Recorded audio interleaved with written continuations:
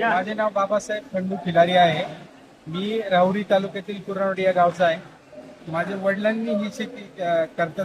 त्यांचं स्वतःचं तंत्रज्ञान यूज करतात. कुठलाही यासाठी डॉक्टर नाही किंवा शेती जो काही सल्लागार आहे त्याची मदत न घेता स्वतः ते दुकानात जाऊन लागणारे फवारणी किंवा खतं त्यासाठी वापरतात आणि दिवस रात्र त्यामध्ये काम करून या प्रकारचा मालचा निर्माण केलाय. आणि त्यानंतर मार्केट उपलब्ध करण्यासाठी आम्ही वेगवेगळ्या ठिकाणी सर्च केलं तर केडीसी जे आहे यांचा आम्हाला त्यांचे जे ओनर आहेत त्यांचे वेगवेगळे व्हिडिओ त्यांनी शेतकऱ्यांना ते मोटिवेट करतात की भाव पण चढ उतार होत असताना की तुम्ही घाबरू नका, व्यवस्थित बुकिंग करून या.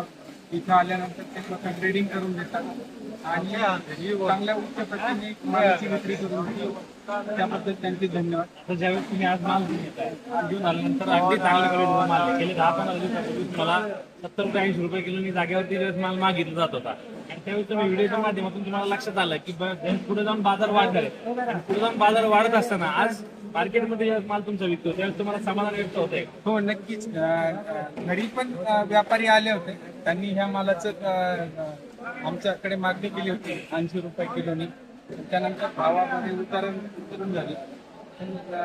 त्यावेळेस माल काय पक्का नव्हता, परंतु आम्ही जेव्हा बघितलं आपण विकू शकतो तर विकू काय शकत नाही. तर केडीसी सारखे जे मार्केट उपलब्ध आहेत तर तिथं आम्ही घेऊन आलो आणि आम्ही निश्चिंतपणे आहे की रात्री माल आल्यानंतर एकदम शेतकी निवासमध्ये जाऊन झोपला आणि सकाळी बघतो तर सगळं ग्रेडिंग व्यवस्थितपणे तिथं सॉर्टिंग करून वेट करून लावलेला होता.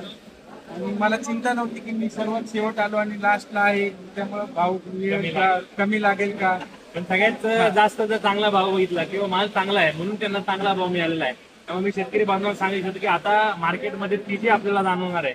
हळूहळू एकदम पीजी आपल्याला जाणार आहे. गणपतीच्या तोंडावरती फक्त आपण गर्दी नाही केली पाहिजे. नक्कीच गणपती म्हणून फक्त आपण गर्दी न करता आपण हळूहळू माल विकून काढला पाहिजे जेणेकरून मार्केटमध्ये गर्दी होणार नाही आणि या ठिकाणी जेव्हा गर्दी होणार नाही तेव्हा पुढे जाऊन पण गर्दी होणार नाही. तेव्हा मी शेतकरी बांधवांना सांगितलं होतं की रेटमध्ये नक्कीच आपल्याला 5-7 रुपयाची 10 रुपयाची सुधारणा दिसणार आहे.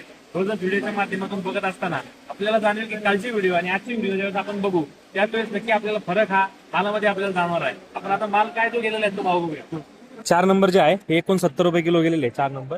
त्यानंतर 3 नंबर जे आहे हे 37 कॅरेट आहेत 80 रुपये गेलेले आहे. 3 नंबर 37 कॅरेट 80 रुपये.